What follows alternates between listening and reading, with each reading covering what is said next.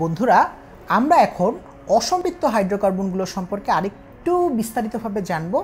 আর অসম্পৃক্ত হাইড্রোকার্বনের প্রথমটি সেটি হচ্ছে অ্যালকিন। তো অ্যালকিনে আমরা অ্যালকিন বলতে যেটাকে বুঝে থাকি সেটা হচ্ছে যে সকল মুক্ত শিকল হাইড্রোকার্বনে, মুক্ত শিকল অ্যালিফ্যাটিক হাইড্রোকার্বনে কমপক্ষে একটি কার্বন কার্বন দ্বিবন্ধন বিদ্যমান থাকবে, তাদেরকেই আমরা অ্যালকিন বলে থাকি। আর মুক্ত শিকল হাইড্রোকার্বন বলতে বোঝা হচ্ছে যাদের প্রান্তীয় কার্বন দুটো পরস্পর কোনো বন্ধন দ্বারা আবদ্ধ থাকে না, এরকম যৌগকে আমরা মুক্ত শিকল হাইড্রোকার্বন বা মুক্ত শিকল অ্যালিফ্যাটিক হাইড্রোকার্বন বলে থাকি। আর এই যে অ্যালকিন, এই অ্যালকিনের সাধারণ সংকেত হচ্ছে CnH2n।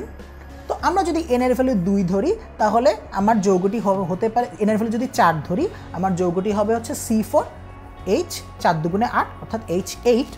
তো এই আণবিক সংকেত দিয়ে সমানুকরণের মাধ্যমে দুটি সমাণু গঠন করা সম্ভব।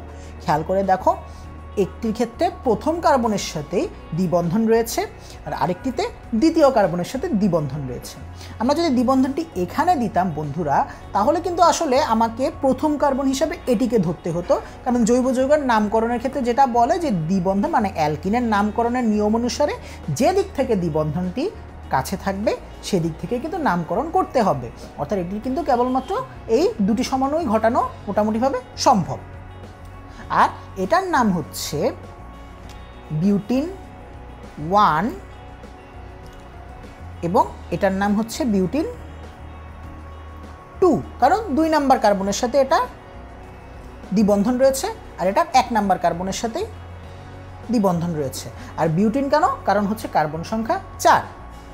দেখো, যখন n এর ভ্যালু 2 হবে তখন কিন্তু আমাদের যৌগটি যেটি পাচ্ছি আমরা সেটি হচ্ছে ইথিল। দুইটা কার্বনের মধ্যে দ্বিবন্ধন রয়েছে, কমপক্ষে একটা দ্বিবন্ধন রয়েছে। আর আসলে n এর ভ্যালু 2 হলে যেটা হয় C2H4 হয়, আর C2H4 দিয়ে এই গঠনটাই গঠন করা সম্ভব। এবং একটা মজার ব্যাপার খেয়াল করো, অ্যালকেন যদিও n=1 থেকে শুরু হয়েছিল, কিন্তু অ্যালকিন কিন্তু n=2 থেকেই শুরু হবে। অর্থাৎ অ্যালকিনের ক্ষুদ্রতম সদস্য কিন্তু ইথিনই হবে বন্ধুরা। মিথিন নামের কিন্তু কোনো কিছু হতে পারে না অ্যালকিনে। এর কারণ হচ্ছে, দেখো যে কার্বন কার্বন দ্বিবন্ধন থাকতে হবে, আর দ্বিবন্ধন বিদ্যমান করতে হলে অবশ্যই 2টা কার্বন মাস্ট থাকতে হবে তোমার। আর 2টা কার্বন মাস্ট থাকতে হলে অবশ্যই ক্ষুদ্রতম সদস্য কত হতে হবে? ক্ষুদ্রতম সদস্যের কার্বন সংখ্যা 2 হতে হবে।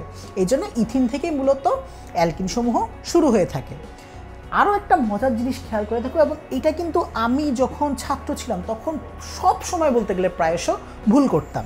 তোমরা অবশ্যই ভুল করবে না, যার জন্য আমি এখানে এটাকে খুব সুন্দরভাবে লিখে দিয়েছি যে ইথিনকে ইথিলিন বলা হয়, আবার ইথাইলিনও বলা হয়।